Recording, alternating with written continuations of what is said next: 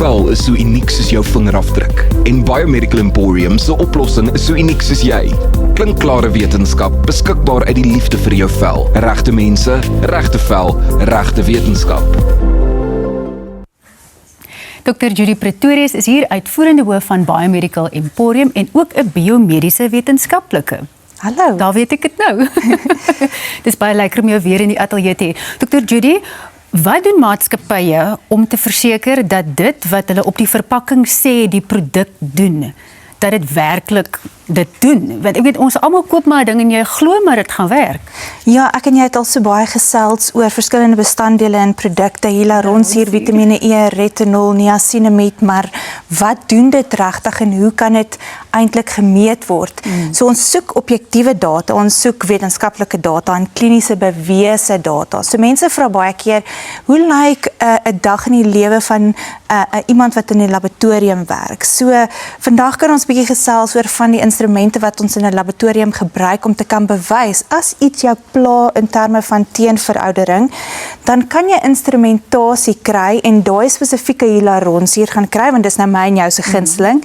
En dan kan ons die vel se elastisiteit byvoorbeeld gaan meet met 'n elastisiteitsmeter. Jy kan fisies gaan sien hoe kontrakteer die vel, veral oor bepaalde tyd. Want mense wil weet, hoe lank gaan dit my nou vat voordat ek resultate sien? Ja. En dit gebeur alles in die laboratorium opset. Kan jy dit doen? Absoluut. So tipies sal mense na vore kom en hulle wil deel wees van so 'n projek, 'n wetenskaplike projek, en dan kan mense hierdie verskeie studies doen en jy kan selfs vel kweek in 'n laboratorium. So jy kan velselletjies, keratinosiete en fibroblaste wat kollageen vervaardig, kan jy kweek, dan kan jy van hierdie bestanddele gebruik en gaan sien, hoorie, maar kry jy daai kontraksie, en kan jy byvoorbeeld inflammasie verminder, want baie mense sukkel met sensitiwiteit. Nou, hoe weet jy wat se bestanddele is ideaal vir sensitiwiteit?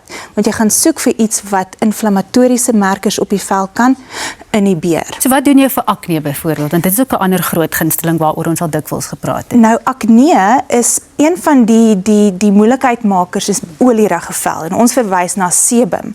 So jy sal byvoorbeeld iemand gaan kry wat sukkel met olierigheid op hulle vel en hulle kan kom vir 'n studie soos die waar jy fisies hulle sebum op die vel kan meet oor 'n bepaalde tyd, tipies 28 dae, want die vel prolifereer elke 28 dae, en dan kan jy 'n sekere bestanddele soos salicylsure en niacinamide vat en opsit, of in 'n serum of 'n bevochtiger formaat, en dan sien oor 28 dae verminder jou sebum. En as dit die geval is, dan het jy daai kliniese data om te kan bewys dat dit werk. Nog een is pigmentasie, daaroor praat ons ook baie. Dit is die grootste en 'n groot probleem in Suid-Afrika. Daar gebruik ons 'n mexameter, argumentsonthaalwe, waar jy die melanien-indeksfaktor kan meet. Mense wat sukkel met melasma, pigmentasie of sonvlekke, en jy stel hulle bloot byvoorbeeld aan bestanddele soos Vitamiene C, retinol, weer eens niacinamide, elasinsuur, wil jy gaan kyk, gaan die melanin-indeksfaktor wat redelik hoog is in die begin hy minder en minder te raak as jy jouself blootstel aan van daai bestanddele. Net kortliks laastens, jy het nou al hierdie resultate uit die laboratorium opset, maar jy moet dit tog nog vervorm in 'n produk wat ek van die rak af kan koop. Ja, so dit is so, aan my kant sal ek nou daai data vat en ek sal na akademiese publikasie gaan publiseer, maar mens wil dit vereenvoudig vir die publiek, en dis hoekom jy sal sê, hierdie produk is ideaal om pigmentasie te verminder, argumentsonthaalwe, en selfs nou dat ons in die winter ingaan, wil ek kan bewys jou transepidermale waterverlies is aansienlik minder as jy blootstelling kry, byvoorbeeld aan ceramide en peptiede. Dit kan als gemeet word, dan kan ek daarso sê, dit gaan jou vel bevochtig en die vochtretensie inhou, want ek kan dit bewys.